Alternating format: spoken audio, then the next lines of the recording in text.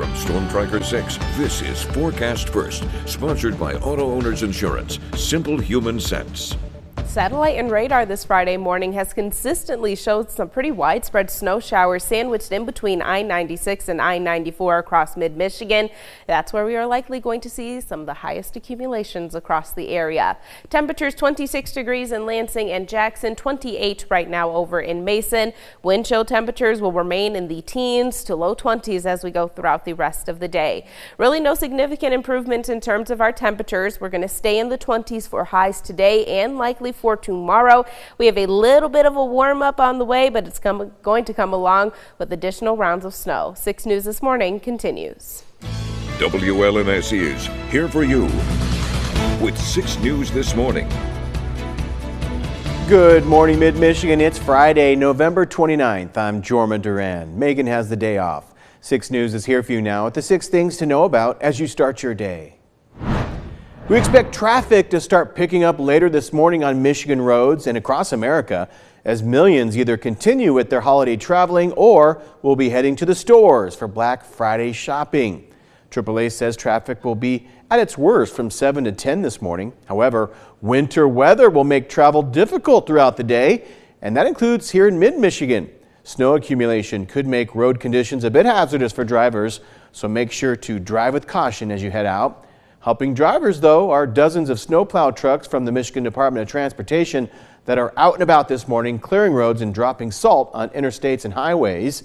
Make sure you give these trucks some room. It's Black Friday, a shopping day that has changed dramatically over the past 5 years due to customers taking advantage of big holiday deals days in advance and online.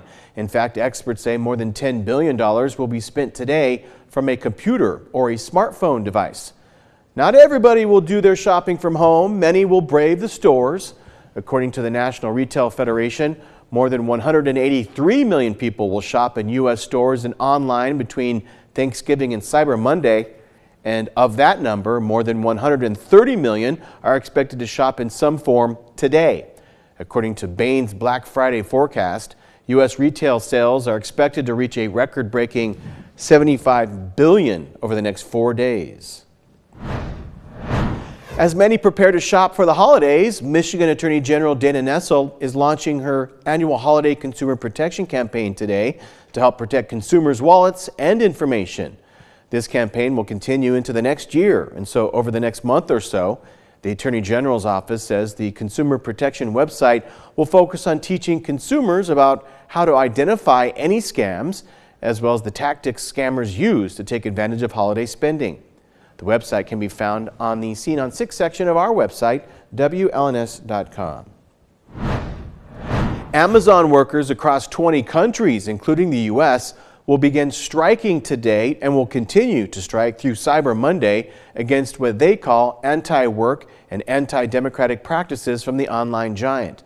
Now, this will be the 5th year that labor union Uniglobal has led the Make Amazon Pay movement, which union leaders say aims to hold Amazon accountable for, quote, labor abuses, environmental degradation, and threats to democracy.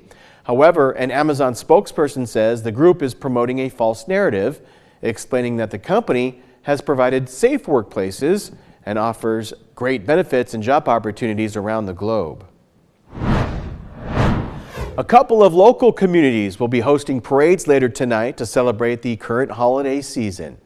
The 23rd annual Mason Holiday Celebration will kick off tonight with a tree lighting ceremony at the courthouse at 6 p.m. The parade will follow 15 minutes after through downtown Mason, featuring dozens of dazzling floats. And the city of Howell is also gearing up for its 40th annual Fantasy of Lights parade. The event begins at 3:30 this afternoon with a bunch of family-friendly activities. There's also a 5K and a 1-mile walk at 6. The parade will kick off at 7 p.m. tonight and will focus on this year's theme, around the world. President-elect Donald Trump is getting a lot of pushback on his threat to enact new tariffs against America's closest allies. This comes after President Biden told reporters the move would be counterproductive. Wendy Gillette is here for you now with the story. While visiting a Nantucket firehouse on Thanksgiving, President Biden weighed in on President-elect Donald Trump's threat to levy new tariffs on exports from Mexico and Canada. I hope he rethinks it. I think it's a counterproductive thing to do. We're surrounded by the Pacific Ocean, the Atlantic Ocean, and two allies, Mexico and Canada. And the last thing we need to do is begin to screw up those relationships. Trump, who spent the Thanksgiving holiday in Mar-a-Lago, made the threat days ago on social media, vowing to add a 25% tariff on all goods from the U.S.'s closest neighbors, as well as an extra 10% tariff on exports from China, unless the three nations do more to stop the flow of illegal drugs and migrants into the U.S. Meanwhile, Mexico's President Claudia Sheinbaum is pushing back on Trump's account of a productive phone call they had on Wednesday. The president-elect had posted after the call, quote, "She has agreed to stop migration through Mexico and into the United States, effectively closing our southern border." Yesterday, Sheinbaum clarified on Twitter that Mexico will stop so-called migrant caravans before they reach the border, while emphasizing Mexico's position is not to close borders, but to build bridges between governments and between peoples. In a news conference yesterday, Sheinbaum said the two did not discuss tariffs in their call. Earlier this week, she said Mexico may take retaliatory actions should Trump make good on his threat. Wendy Gillette, CBS News. From Storm Tracker 6, this is Weather on the Sixes.